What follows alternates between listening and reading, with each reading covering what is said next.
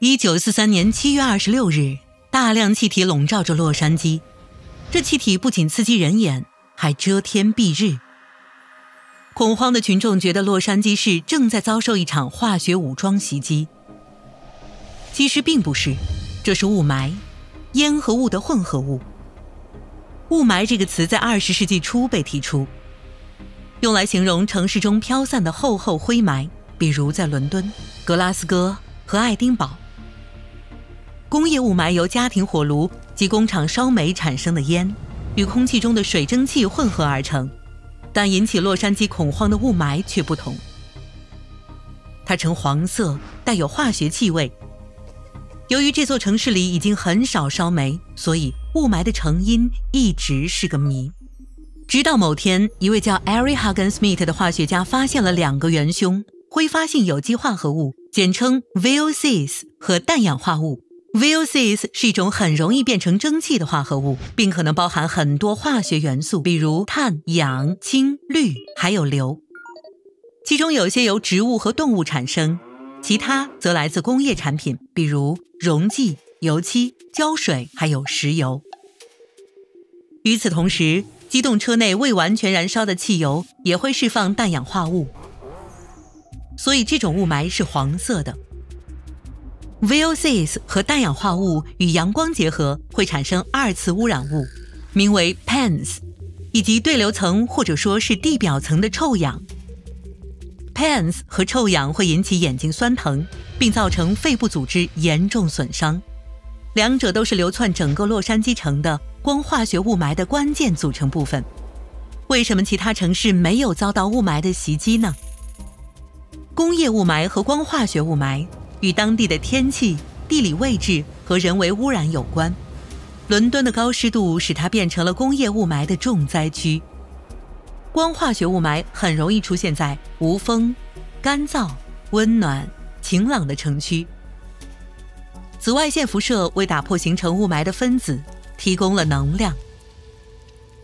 如果城市被山环绕，比如洛杉矶，或坐落在盆地中，比如北京，也非常容易生成雾霾，因为没办法扩散出去。雾霾还与一种名为温度逆增的自然现象有关，它是指暖空气持续上升，充满污染物的气层被上层比较温暖的气层裹住，常年被困在地球表面。雾霾也不只是看上去让人不舒服，雾霾的2种形式都很刺激眼睛、鼻子和喉咙，也会加剧哮喘和肺气肿，还会增加呼吸道感染的可能性，比如支气管炎。雾霾对于小孩和老人特别有害，如果被孕妇吸入，可能会影响胎儿体重，或者引发潜在先天缺陷。光化学烟雾中发现的2级污染物会损害作物，并降低产量，让它们更易受到昆虫的侵害。几十年来，雾霾一直被认为是人类文明前进的必然代价。伦敦人民已经开始习惯浓稠的雾笼罩在街道上，直到1952年。浓雾不仅让伦敦连续若干天关闭了城中所有交通运输服务，还造成了4000多起因呼吸疾病导致的死亡事件。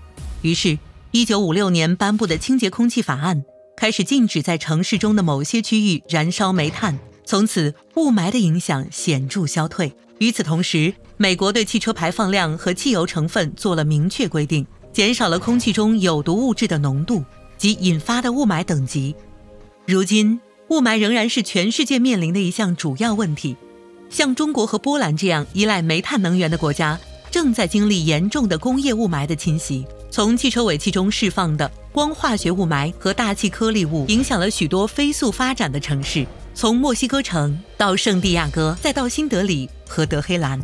政府部门也尝试了很多方法解决雾霾问题，比如无车日等。随着全世界超过1半的人口考虑使用公共交通，远离化石燃料，也许能使我们呼吸的轻松一些。